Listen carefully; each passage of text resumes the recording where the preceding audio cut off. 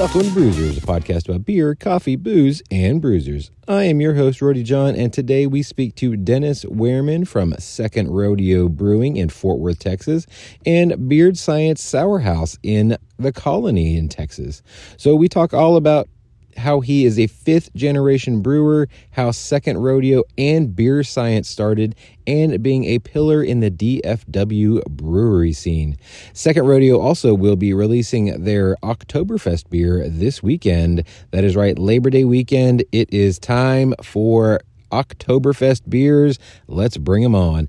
Now, as some of you may not know, I didn't know before I even agreed to this interview until I started doing the research. As you hear in the interview, Dennis Wehrmann started Franconia Brewery here in the DFW area, which was the second brewery open in the DFW area. I did not realize how much an actual legend he is until I did the research, and this is such a fun interview. It is a very long one, so we're going to get right into it. If you don't already, sign up for our newsletter, fun facts, more information, everything you need to know. But in the meantime, here is Dennis Wehrmann from Second Rodeo Brewing and Beard Science Sour House.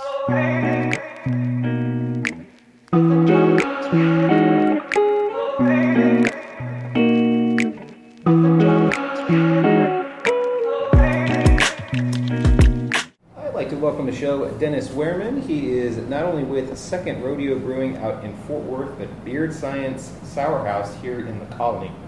How are you doing today, sir? I'm doing great, thank you.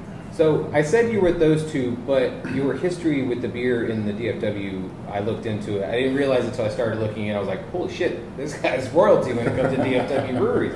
You also started Franconia. That is correct. But I want to go further back. I read that you are a fifth-generation brewer. That is correct as well. Okay. Please go into that, because that's amazing. Okay, so I was born and I grew up in Germany.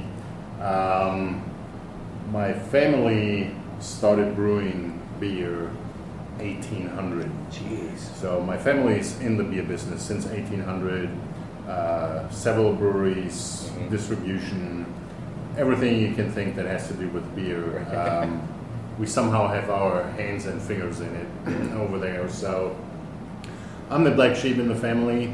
I moved exactly 20 years on July 27 this year. Congratulations. So it's exactly 20 years that I moved over here to DFW.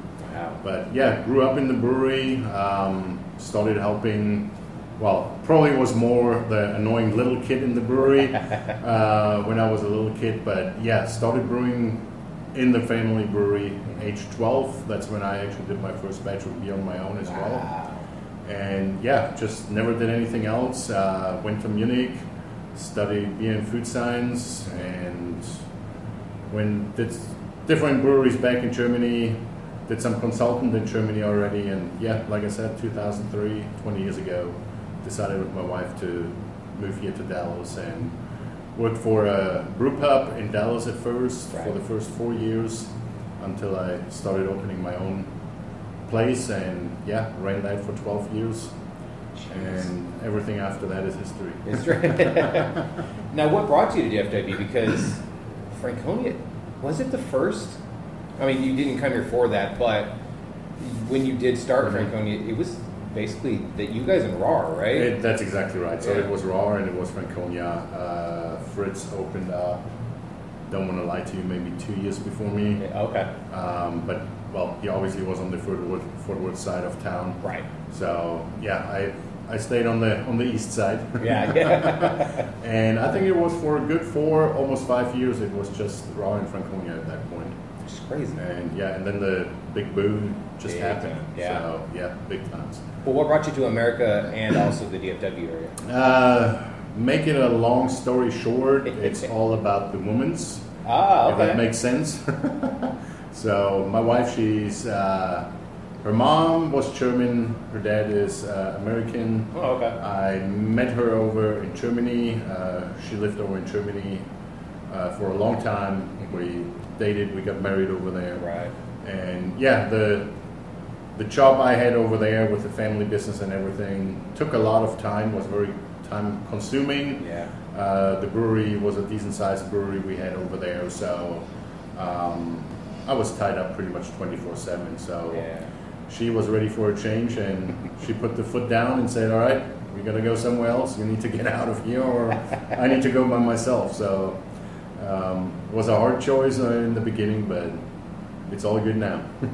How do you enjoy America? I mean, I love 20 it. years in, like, I love it. good. Okay. I know it's summer and Oh, yeah. it's hot, but if there's one benefit, warm weather compared to cold German weather. True, very true. So, Now, when you were growing up, obviously, you learned the German style, which is a style that's been done for hundreds of years. yes.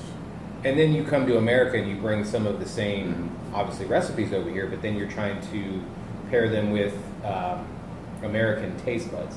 Now, somebody told me that Germans drink beer with their mouth. Americans drink beer with their eyes. Have you heard that? I can now. I don't think that's quite right. Okay.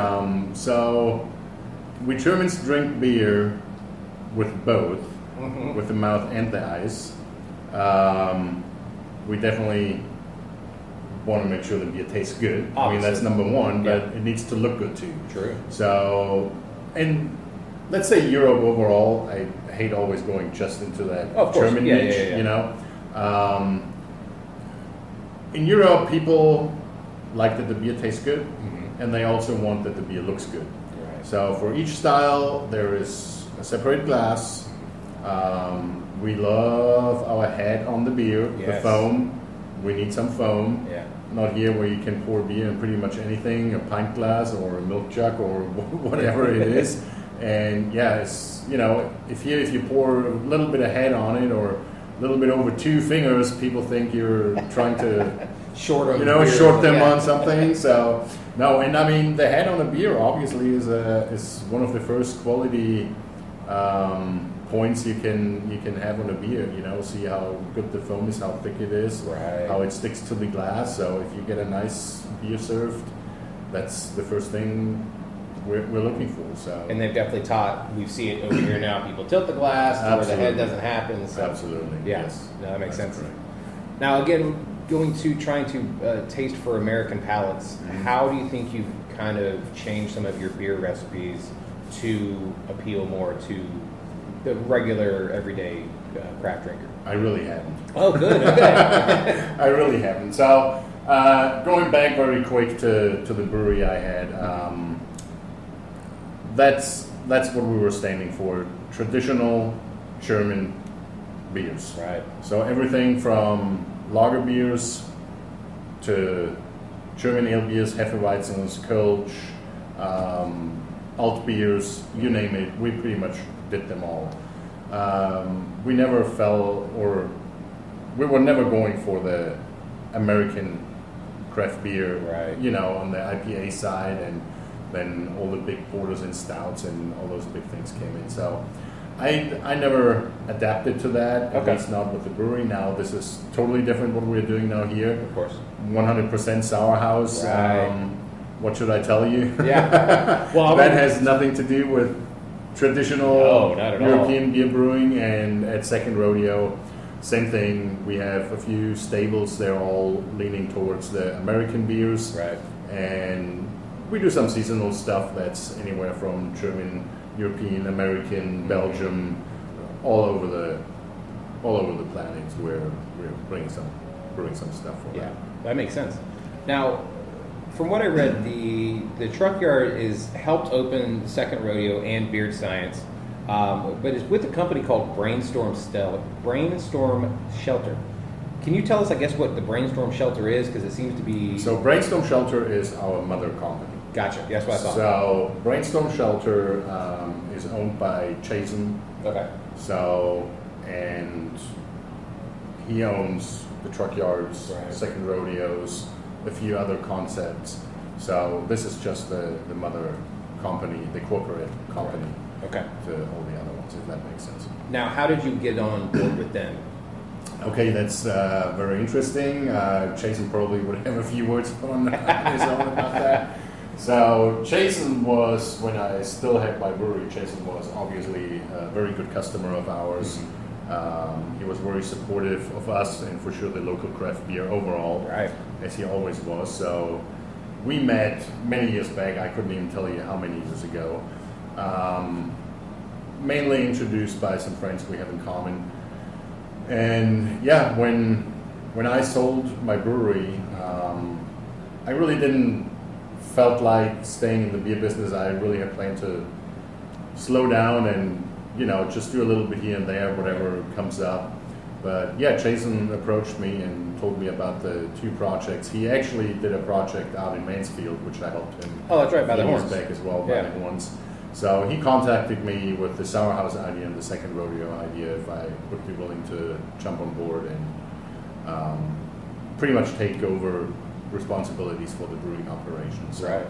it took him a few times, a few phone calls, a few visits to convince me, but well, here we are. Yeah. Sour House is open operating, second rodeo is open operating, and we're already working on a few other projects. So Okay. Well, I look forward to hearing about more of those later.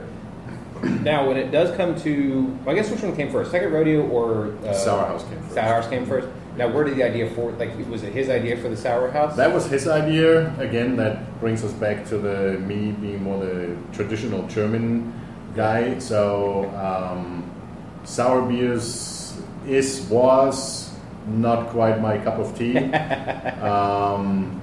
But I thought, we all have to be open-minded. Of course. You gotta change, and sometimes you just have to say yes. Yeah. And go straight for it. So